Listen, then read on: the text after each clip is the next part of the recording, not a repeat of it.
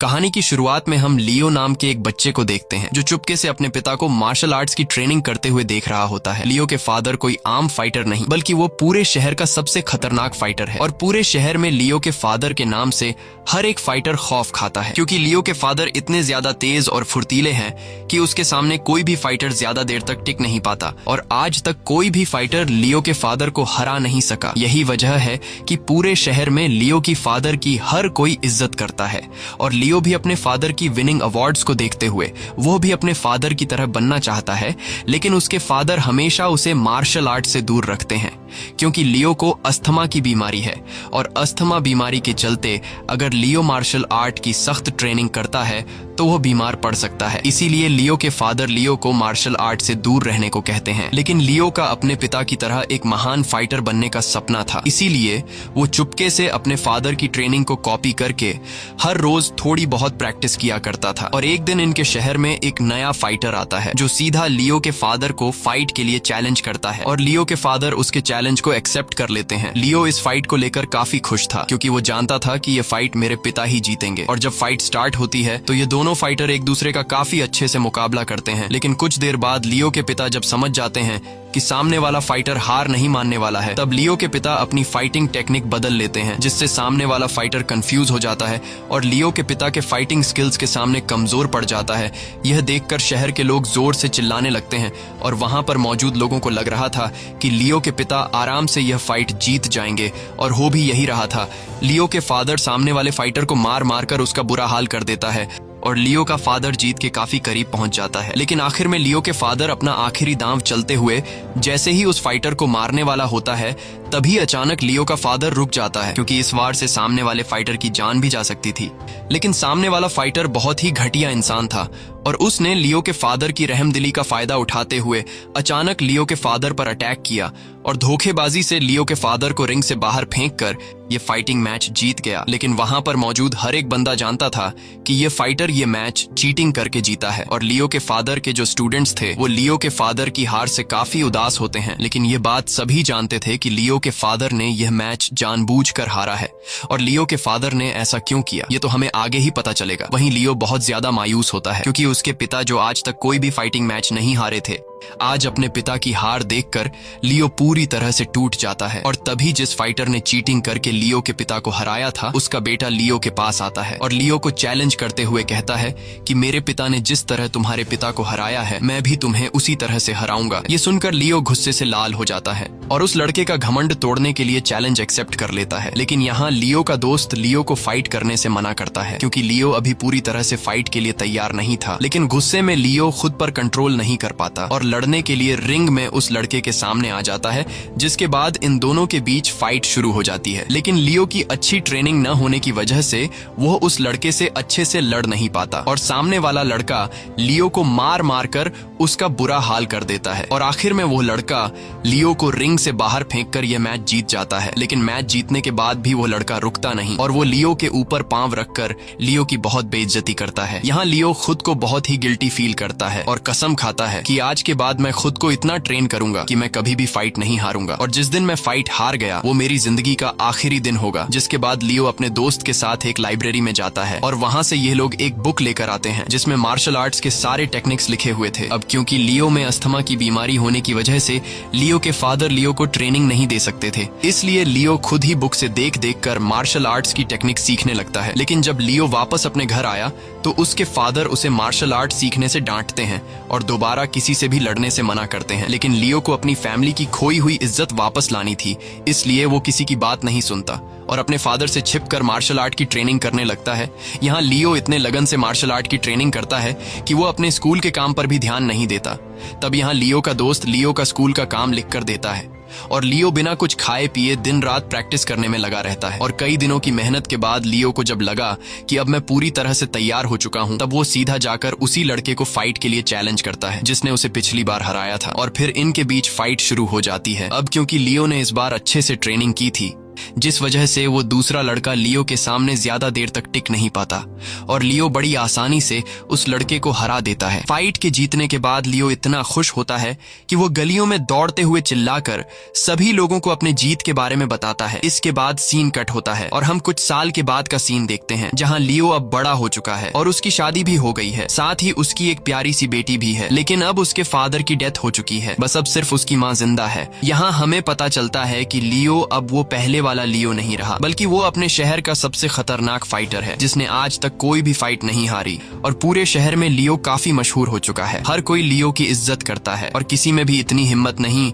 कि वो लियो को फाइट के लिए चैलेंज कर सके, क्योंकि जब भी कोई फाइटर लियो का मुकाबला करने आता है तो लियो उसे इतने बुरे तरीके से मारता कि वो फाइटर दोबारा अपने पैरों पर खड़ा नहीं हो पाता। और यही वजह है कि आज लियो भी अपने फादर की तरह पूरे शहर में काफी मशहूर है। लेकिन हर वक्त उसके पीछे दौड़ती हुई लोगों की भीड़ और लोगों की इज्जत ने लियो को बिगाड़ दिया और लियो अब बहुत ज्यादा घमंडी भी हो चुका है, क्योंकि जिस तरह उसके फादर सब कुछ होने के बावजूद एक सीधी सादी नॉर्मल जिंदगी जिया करते थे, लियो ऐसा बिल्कुल भी नहीं है। वो खुद को एक बहुत ही पावरफुल इंसान समझता है और लोगों की इज्जत बिल्कुल भी नहीं करता। साथ ही वो हर वक्त शराब के नशे में डूबा रहता है और फिजूल में अपने फॉलोअर्स को फ्री की शराब पिलाता रहता है। और कभी कभी तो लियो इतना शराब पी लेता था कि वो अपने घर का रास्ता तक भूल जाता था। लियो ने अपना सारा पैसा फिजूल कामों में और मौज मस्ती में उड़ा लिया था, जिस वजह से लियो पर होटल के मालिक का काफी ज्यादा उधार चढ़ चुका था। और होटल का मालिक लियो के बचपन का वही दोस्त था जो लियो के लिए स्कूल का काम लिख कर दिया करता था। और अब लियो का दोस्त एक बड़ा बिजनेसमैन बन चुका है जिसका अपना एक होटल है। लियो के बचपन का दोस्त लियो की फिजूल खर्ची पर नजर तो रखता है, लेकिन लियो उसका बचपन का दोस्त होने की वजह से वो लियो से इस बारे में कुछ भी नहीं कहता। मगर लियो अपने दोस्त की अच्छाई का गलत फायदा उठाते हुए सिर्फ खुद ही मुफ्त की शराब और खाना पीना नहीं करता, बल्कि वो अपने फॉलोअर्स को भी सब कुछ मुफ्त में खिलाता है और अपने दोस्त यानी कि होटल के मालिक को एक भी पैसा नहीं देता। और यह सब देखकर होटल के मालिक को बिल्कुल भी अच्छा नहीं लग रहा था, क्योंकि लियो के फॉलोअर्स लियो का गलत फायदा उठा रहे थे। और एक दिन होटल के मालिक के पास उसका मैनेजर आता है और मैनेजर होटल के मालिक से कहता है कि हमारा होटल नुकसान में जा रहा है, क्योंकि लियो और उसके फॉलोअर्स के हर रोज मुफ्त के खाने पीने की वजह से होटल की बचत नहीं हो पा रही। ये देखकर अब होटल का मालिक यानी लियो के बचपन के दोस्त को गुस्सा आ जाता है और वो सीधा लियो के पास आकर उसे बड़े ही प्यार से समझाता है कि देखो लियो, अब और इस तरह से नहीं चलेगा। तुम जो अपने फॉलोअर्स को मेरे होटल से फ्री का खाना पीना खिलाते हो, ये सब करना गलत है। तुम मेरे बचपन के दोस्त हो, मैं तुम्हें मेरे होटल से फ्री का कुछ खाने पर मना नहीं करूंगा, लेकिन तुम जो मेरे होटल से अपने फॉलोअर्स को फ्री में खाना खिला रहे हो, ये सब गलत है। तुम्हारे फॉलोअर्स तुम्हारा गलत फायदा उठा रहे हैं। वो लोग तुम्हारे पीछे इसलिए चलते हैं क्योंकि तुम उन्हें फ्री में खाना खिलाते हो, लेकिन जिस दिन तुम अपने फॉलोअर्स को फ्री में खिलाना पिलाना बंद कर दोगे तो तुम्हारे फेक फॉलोअर्स तुम्हें छोड़कर चले जाएंगे। इसलिए अब ये सब तुम्हें बंद करना होगा और तुम अपने फादर के रास्ते पर नहीं चल रहे हो। याद रखना, ये रास्ता तुम्हें मुश्किल में फंसा सकता है। लेकिन लियो अपने दोस्त की बातों पर ज्यादा ध्यान नहीं देता और वो अपने दोस्त को इग्नोर करके वहां से चला जाता है। अगले दिन शहर में लियो जब अपने फॉलोअर्स के साथ कहीं जा रहा होता है, तभी एक दूसरा फाइटर अपने फॉलोअर्स के साथ उनके सामने आता है और उस फाइटर का नाम किंग है। किंग एक बहुत ही अच्छा फाइटर है और किंग भी लियो की तरह आज तक कोई भी फाइट नहीं हारा, जिस वजह से यह दोनों फाइटर अपने स्किल्स के लिए पूरे शहर में मशहूर है। लेकिन ये बात हर वक्त लियो को खाए जा रही थी, क्योंकि लियो चाहता था कि पूरे शहर में सिर्फ लियो का ही राज चले। लेकिन इसके लिए लियो को किंग से मुकाबला करना होगा और जब तक लियो किंग को फाइट में नहीं हराता तब तक लियो को शहर का सबसे महान फाइटर नहीं माना जाता। इसलिए लियो रास्ते में ही किंग के साथ फिजूल में बदतमीजी करने लगता है, लेकिन किंग लड़ने के मूड में नहीं था और अब किंग ने लड़ना छोड़ दिया था। इसलिए किंग लियो से कुछ नहीं कहता और चुपचाप वहां से चला जाता है। लेकिन लियो अभी भी गुस्से में था और वो अपना गुस्सा अपने स्टूडेंट्स पर ट्रेनिंग के वक्त निकालने लगा। और अगले ही दिन लियो के कुछ फॉलोअर्स लियो के पास उसका एक स्टूडेंट स्ट्रेचर पर लेकर आते हैं जो बुरी तरह से जख्मी होता है। और लियो का वह जख्मी स्टूडेंट लियो से कहता है कि मुझे किंग ने मारा है और किंग ने मुझे इसलिए मारा है क्योंकि कल तुमने रास्ते में किंग के साथ बदतमीजी की थी, इसलिए किंग तुमसे तो बदला नहीं ले सका, लेकिन उसने मुझे मारा। ये सुनकर लियो बहुत ज्यादा गुस्सा हो जाता है और किंग से अपने स्टूडेंट का बदला लेने के लिए जाता है। वहीं दूसरी तरफ किंग अपनी फैमिली के साथ लियो के बचपन के दोस्त के रेस्टोरेंट में अपना बर्थडे पार्टी मना रहा होता है। और जब लियो को पता चलता है कि किंग होटल में है तो वो सीधा वहां पर पहुंच जाता है और किंग को उसकी फैमिली के सामने फाइट करने के लिए चैलेंज करता है। लेकिन किंग फाइट करने से मना कर देता है और कहता है कि आज मेरा बर्थडे है और मैं अपने बर्थडे का दिन अपनी फैमिली के साथ अच्छे से बिताना चाहता हूँ, इसलिए प्लीज तुम यहाँ से चले जाओ। लेकिन लियो किंग की बात नहीं सुनता और उसकी फैमिली के सामने किंग की बार बार इंसल्ट करने लगता है। तब यहाँ लियो का बचपन का दोस्त लियो के पास आता है और लियो को समझाने लगता है कि अगर तुम यहाँ होटल के अंदर किंग के साथ फाइट करोगे तो इसमें मेरा बहुत ज्यादा नुकसान होगा, क्योंकि फाइट के दौरान होटल की बहुत सारी चीजें टूट जाएंगी, इसलिए प्लीज तुम चुपचाप यहाँ से चले जाओ। लेकिन लियो बहुत ज्यादा गुस्से में था और वो अपने दोस्त को भी बुरा भला कहने लगता है। साथ ही वो अपने दोस्त से अपनी बचपन की दोस्ती भी तोड़ देता है, जिसके बाद लियो किंग से कहता है कि या तो फाइट का चैलेंज एक्सेप्ट करो या फिर यहाँ पर मौजूद सभी लोगों के बीच मेरे सामने घुटनों पर झुक जाओ। और अब बार बार फैमिली के सामने किंग की बेइज्जती करने के बाद किंग इस फाइट के लिए मान जाता है, जिसके बाद होटल को खाली कर दिया जाता है और सभी लोग किंग और लियो को होटल के अंदर छोड़कर बाहर आ जाते हैं। जिसके बाद लियो और किंग के बीच फाइट शुरू हो जाती है और ये दोनों अपने स्किल्स में अच्छे होने की वजह से काफी तगड़ी फाइट करने लगते हैं, जहां दोनों एक दूसरे को बराबरी की टक्कर देते हैं और काफी देर तक इन दोनों के बीच फाइट चलती रहती है। लेकिन इन दोनों में से कोई भी हार मानने को तैयार नहीं होता, इसलिए लियो गुस्से में आकर किंग पर ऐसे जानलेवा वार करता है जो उसके फादर के रूल्स के खिलाफ थे। लेकिन किंग एक अच्छा फाइटर था और वो लियो के हर एक वार को रोक रहा था। ये देखकर लियो को बहुत ज्यादा गुस्सा आ जाता है और वो अपने गुस्से पर काबू ना पाते हुए सीधा किंग के दिल पर अपना एक आखिरी जोरदार वार करता है और ये वार इतना ज्यादा खतरनाक होता है कि जिससे किंग की वहीं पर मौत हो जाती है। अब लियो जब रेस्टोरेंट से बाहर आता है तो लियो के फॉलोअर्स उसके जीतने की खुशी में जश्न मनाने लगते हैं, लेकिन वहीं जब किंग के फॉलोअर्स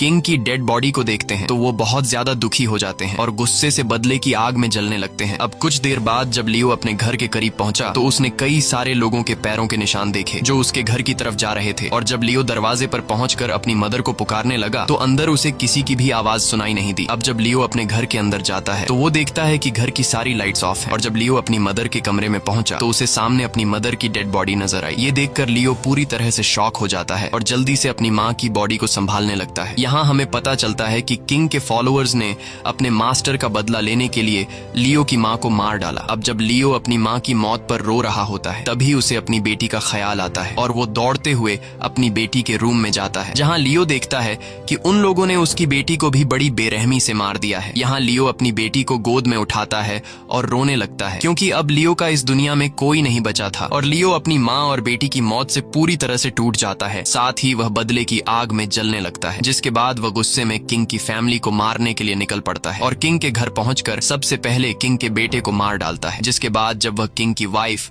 और उसकी बेटी को मारने के लिए जाता है तो किंग की वाइफ लियो से कहती है कि इसमें मेरी और मेरी बेटी की कोई गलती नहीं है, मगर फिर भी अगर तुम अपना गुस्सा शांत करना चाहते हो तो तुम मुझे मार दो, लेकिन मेरी बेटी को छोड़ दो। ये सुनकर लियो का गुस्सा थोड़ा शांत हो जाता है और वह इस बात को समझ जाता है कि इसमें किंग की बेटी और उसकी वाइफ की कोई गलती नहीं है। जिसके बाद लियो किंग की वाइफ और उसकी बेटी को जिंदा छोड़कर वहां से निकल जाता है। अब जब वो वापस अपने घर की तरफ आ रहा होता है तभी उसके पास उसके फॉलोअर्स आते हैं और वो लोग लियो के सामने उसी लड़के को लाते हैं जिसे कुछ दिन पहले किंग ने बुरी तरह से मारा था और लियो ने अपने इसी फॉलोअर के बदले किंग से लड़कर उसे मार डाला। लेकिन यहाँ लियो को सारी सच्चाई पता चलती है और लियो के फॉलोअर्स लियो को बताते हैं कि किंग ने इस लड़के को इसलिए मारा था क्योंकि ये लड़का किंग की वाइफ के साथ बदतमीजी कर रहा था, जिस वजह से किंग ने गुस्सा होकर इसे मारा। ये सुनकर लियो बहुत ज्यादा उदास हो जाता है क्योंकि वह बिना वजह जाने किंग को मारने के लिए चला गया था और किंग असल में बेगुनाह था। साथ ही लियो ने गुस्से में आकर किंग के मासूम बेटे को भी मार डाला। यहाँ लियो को अपने बचपन के दोस्त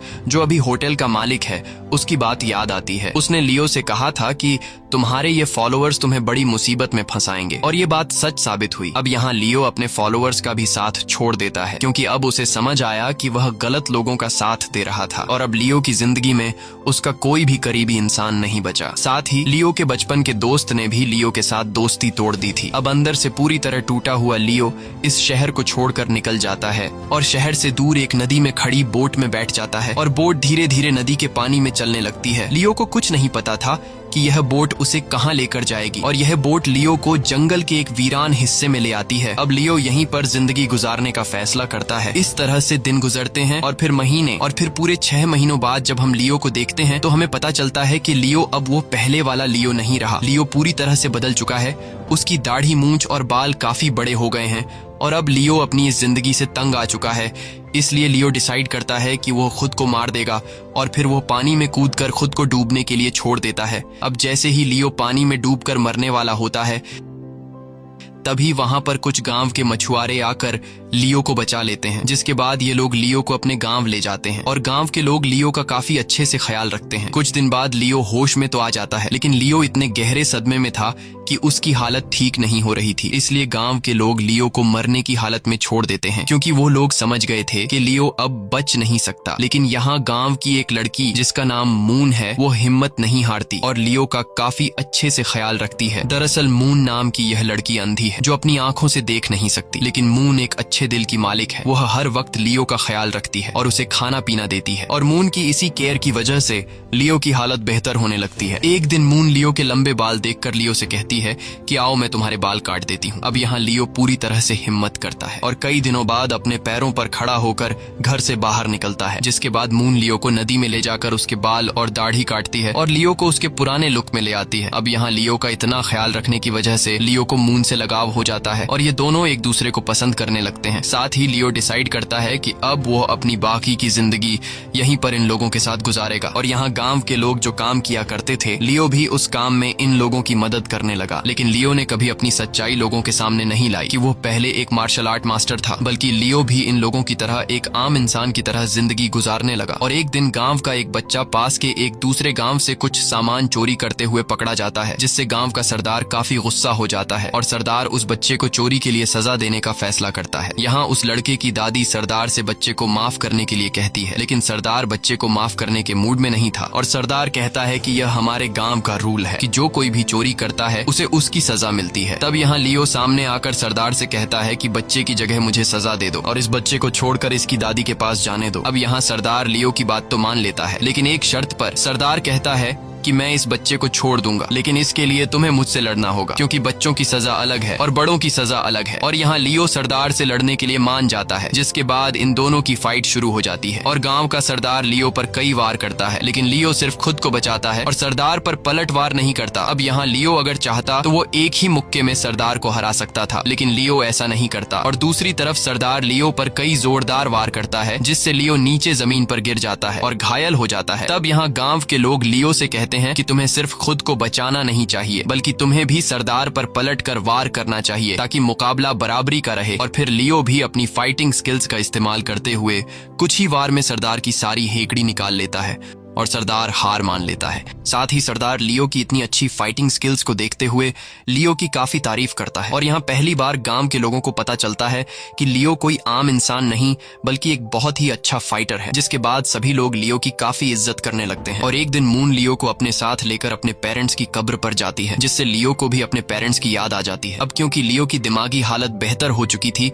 इसलिए लियो डिसाइड करता है कि वह फिर से वापस अपने शहर जाएगा, ताकि वो अपनी बेटी और अपने पेरेंट्स की कब्र पर जा सके। और जब लियो शहर जाने के बारे में मून को बताता है, तो मून लियो को रोकती नहीं, बल्कि मून लियो से कहती है कि तुम अपना सफर अच्छे से तय करना, मैं तुम्हारा यहाँ वापस आने का इंतजार करती रहूंगी। और यहाँ लियो भी मून से वादा करता है कि मैं वापस तुम्हारे लिए आऊंगा। जिसके बाद लियो अपने शहर के लिए निकल जाता है, लेकिन जैसे ही वो अपने शहर में एंटर होता है, तो वो देखता है कि यह शहर अब पहले से काफी ज्यादा बदल चुका है और यहाँ पर दूसरे देश के अलग लोग रहने लगे हैं। यहाँ लियो को पता चलता है कि उसके जाने के बाद गांव में कोई भी ताकतवर इंसान नहीं बचा जिससे लोग डर पाए, क्योंकि लियो ने किंग को भी मार दिया था। और फिर किसी लीडर का खौफ न होने की वजह से लोगों ने पूरे शहर में लूटपाट मचाई, जिससे पूरे शहर का यह हाल हो गया और साथ ही इस शहर पर अंग्रेजों ने कब्जा कर लिया और अब यहाँ अंग्रेज और कुछ और कंट्रीज के लोगों की हुकूमत चलती है। इसके बाद लियो अपने घर की तरफ जाता है और लियो जब अपने घर का दरवाजा नॉक करता है, तो लियो के घर का नौकर लियो के लिए दरवाजा खोलता है, जो अभी भी लियो के घर की अच्छे से देखभाल कर रहा था। और घर का नौकर लियो को वापस देखकर काफी खुश होता है। जिसके बाद लियो अपनी फैमिली की कब्र देखने चला जाता है और अपने पिता की कब्र के सामने रो रो कर अपने पिता से माफी मांगता है, क्योंकि लियो ने अपने पिता के रूल्स पर न चलते हुए खुद को एक ताकतवर इंसान समझ लिया था। इसके बाद लियो यहाँ से निकलकर सीधा किंग के घर पहुँचता है, जहाँ वह किंग की वाइफ से माफी मांगता है कि मेरी वजह से किंग अब इस दुनिया में नहीं रहा। जिसके बाद लियो किंग के फोटो के सामने अपना सर झुकाकर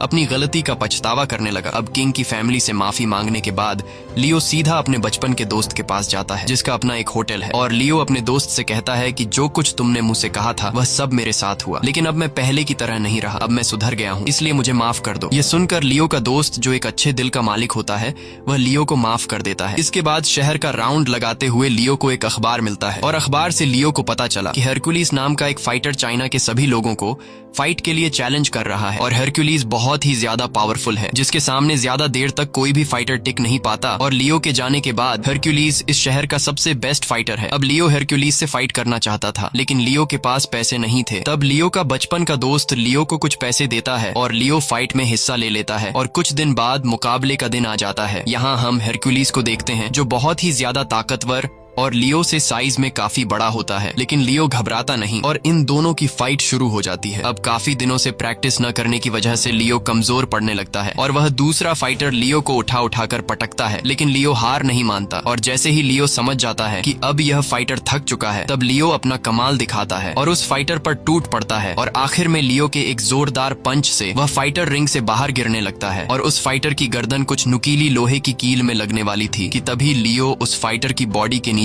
अपना पैर लाकर उसे बचा लेता है। और यह देखकर सामने वाला फाइटर मन ही मन लियो का शुक्रिया अदा करता है और समझ जाता है कि मैं एक इतने अच्छे फाइटर के साथ धोखा नहीं कर सकता। इसलिए वह लियो को रिस्पेक्ट देते हुए हार मान लेता है, क्योंकि उसे पता था कि अगर लियो मुझे नुकीली लोहे की कील से नहीं बचाता तो मैं मारा भी जा सकता था। जिसके बाद हरक्यूलिस सभी लोगों के सामने लियो का हाथ उठाकर फिर से उसे शहर का चैंपियन बना देता है और एक बार फिर से पूरे शहर में लियो का नाम गूंज उठता है। हर किसी को यह पता चल जाता है कि लियो वापस शहर में आ चुका है और आते साथ ही लियो ने शहर के सबसे ताकतवर फाइटर को हरा दिया। अब यहाँ फिर से लियो एक एकेडमी खोलकर चाइना के कई सारे लोगों को मार्शल आर्ट्स की ट्रेनिंग देने लगता है, ताकि चाइनीज लोग ताकतवर बन जाएं और अपने हक के लिए आवाज उठा सकें। लेकिन वहीं दूसरी तरफ जिन अंग्रेजों ने चाइना पर कब्जा किया होता है, वो लोग लियो के वापस आने से बिल्कुल भी खुश नहीं है, क्योंकि वह लोग चाइना के लोगों को अपना गुलाम बनाना चाहते थे। लेकिन लियो के होते हुए यह लोग कमजोर पड़ रहे थे और अब यह सभी लोग डिसाइड करते हैं कि हम लोगों को लियो का एक ऐसे फाइटर से मुकाबला कराना होगा जो लियो को जान से मार सके। अब यहाँ एक जापानीज कहता है कि मैं एक ऐसे फाइटर को जानता हूँ जो आसानी से लियो को हरा सकता है और लियो को हराने के बाद फिर से पूरे शहर के लोगों के दिलों में हमारा खौफ रहेगा। और फिर ये लोग पूरे शहर में अनाउंस करते हैं कि लियो को एक फाइटर से लड़ना होगा। अगर लियो ने इस फाइटर को हरा दिया तो लियो शहर का चैंपियन बन जाएगा और लियो इस फाइट के लिए मान जाता है। जिसके बाद फाइनली वह दिन आ जाता है जिस दिन फाइट होने वाली थी और यहाँ हजारों की तादाद में लोग लियो और उस दूसरे फाइटर का मैच देखने के लिए आए थे। साथ ही शहर पर कब्जा करने वाले दूसरी कंट्रीज के डिक्टेटर्स भी मौजूद थे। लेकिन यहाँ फाइट के रूल्स थोड़े डिफरेंट टाइप के होते हैं, जहाँ लियो को सबसे पहले 3 फाइटर से लड़वाया जाता है और डिक्टेटर्स ऐसा इसलिए करते हैं ताकि लियो की एनर्जी कम हो जाए और फाइनल में फाइटर के सामने लियो कमजोर पड़ जाए। लेकिन लियो कोई कच्चा खिलाड़ी नहीं था, वह कुछ ही मिनटों में तीनों फाइटर को हरा देता है। और जब बारी आई फाइनल राउंड के फाइटर के साथ, जिसे डिक्टेटर्स ने स्पेशली लियो को मारने के लिए लाया था, तो यह फाइटर एक बहुत ही अच्छा इंसान था और उसे चीटिंग बिल्कुल भी पसंद नहीं थी। इसलिए वह लियो से कहता है कि तुमने अभी अभी 3 फाइटर से फाइट की है, जिस वजह से तुम्हारी एनर्जी लूज हो गई होगी। इसलिए अब मैं भी पहले 3 फाइटर से फाइट करता हूँ, ताकि मैं भी उसी एनर्जी के साथ तुमसे लड़ सकूं जिस एनर्जी के साथ तुम मुझसे लड़ोगे। और यहाँ लियो अपने ओपोनेंट फाइटर की इतनी प्यारी बात सुनकर काफी हैरान हो जाता है और लियो समझ जाता है कि यह फाइटर एक ईमानदार फाइटर है। इसलिए लियो इस फाइटर से कहता है कि तुम्हें 3 फाइटर से लड़ने की जरूरत नहीं, मैं तुम्हारे साथ इसी एनर्जी में लड़ सकता हूँ। और अब लियो की इजाजत लेने के बाद ये फाइटर भी फाइट के लिए तैयार हो जाता है, जिसके बाद ये दोनों फाइटर अपने अपने पसंद के हथियार उठा लेते हैं और इनके बीच फाइट शुरू हो जाती है। ये दोनों फाइटर अपने स्किल्स में अच्छे होने की वजह से एक दूसरे को बराबर का टक्कर देने लगते हैं और ये दोनों अपने हथियार इतने बेहतर तरीके से चलाते हैं कि वहां पर मौजूद सभी लोग इनकी फाइट को देखकर हैरान रह जाते हैं। ये दोनों एक दूसरे को हराने के लिए कई खतरनाक वार एक दूसरे पर करते हैं, लेकिन इन दोनों में से कोई भी हार मानने को तैयार नहीं था। और फाइट के दौरान एक वक्त ऐसा भी आता है कि इन दोनों के हथियार एक दूसरे के साथ चेंज हो जाते हैं। जहां लियो तो तलवार को काफी अच्छे से चला रहा था, लेकिन वह दूसरा फाइटर लियो के हथियार को अच्छी तरह से कंट्रोल नहीं कर पा रहा था। अब यहाँ लियो अगर चाहता तो आसानी से उस फाइटर को हरा सकता था, लेकिन लियो ऐसा नहीं करता, क्योंकि ऐसा करना लियो के हिसाब से चीटिंग था। इसलिए लियो फाइट को रोककर वापस इस फाइटर की तलवार उसे दे देता है, जिसके बाद फिर से इन दोनों में फाइट शुरू हो जाती है। और यहाँ दूसरी कंट्री के बैठे हुए डिक्टेटर्स समझ जाते हैं कि लियो किसी भी सूरत हार नहीं मानने वाला। इसलिए जापानीज डिक्टेटर लियो को हराने का प्लान सोचने लगता है और यहाँ इन दोनों के बीच काफी देर तक फाइट होने के बाद पहले राउंड का टाइम खत्म हो जाता है और मुकाबला बराबरी का जाता है, जिस वजह से कोई भी विनर डिक्लेयर नहीं होता। लेकिन जब लियो रेस्ट करने के लिए चेयर पर बैठकर ड्रिंक पीता है, तो इस ड्रिंक में जापानीज डिक्टेटर ने पहले से जहर मिलाया हुआ था। अब यहाँ फौरन फौरन तो लियो को जहर का असर नहीं होता, लेकिन जैसे ही दूसरा राउंड शुरू होता है तो धीरे धीरे लियो पर जहर का असर होने लगता है और लियो को चक्कर आने लगते हैं। और देखते ही देखते लियो अचानक खून की उल्टियां करने लगता है, जिसे देखकर वो दूसरा फाइटर फाइट रुकवा देता है और वो फाइटर समझ जाता है कि लियो को जानबूझकर मारने का प्लान बनाया गया है। और यह चीज उस दूसरे फाइटर को बिल्कुल भी पसंद नहीं आती कि ये डिक्टेटर्स अपने फायदे के लिए एक इतने अच्छे फाइटर की जान लेना चाहते हैं। वहीं लियो की हालत और भी बिगड़ती जा रही थी और लियो को उस वक्त हॉस्पिटल की जरूरत थी, लेकिन लियो समझ जाता है कि डिक्टेटर्स का पिलाया हुआ जहर मेरी पूरी बॉडी में फैल चुका है, जिस वजह से अब मैं बच नहीं पाऊंगा। इसलिए लियो डिसाइड करता है कि अगर मैं मरूंगा तो बड़े शान से मरूंगा। इसलिए वो फिर से फाइट करने के लिए रेडी हो जाता है। अब यहाँ डिक्टेटर्स तो पहले से यही चाहते थे कि लियो मारा जाए, इसलिए वो लोग बिना यह देखे कि लियो की हालत ठीक नहीं, फिर भी मैच स्टार्ट करवा देते हैं, जिसके बाद इन दोनों के बीच फिर से फाइट शुरू हो जाती है। और अब यहाँ लियो पूरी जान लगाकर उस फाइटर से लड़ने लगता है और कई खतरनाक वार उस दूसरे फाइटर पर करता है। लियो इतनी फुर्ती से लड़ रहा था कि उस दूसरे फाइटर को लियो पर हमला करने का मौका ही नहीं मिल रहा था। और यहाँ आखिर में लियो सीधा उस दूसरे फाइटर के दिल पर एक जोरदार पंच मारने वाला होता है कि तभी वो अपना हाथ रोक लेता है, क्योंकि उसे याद आता है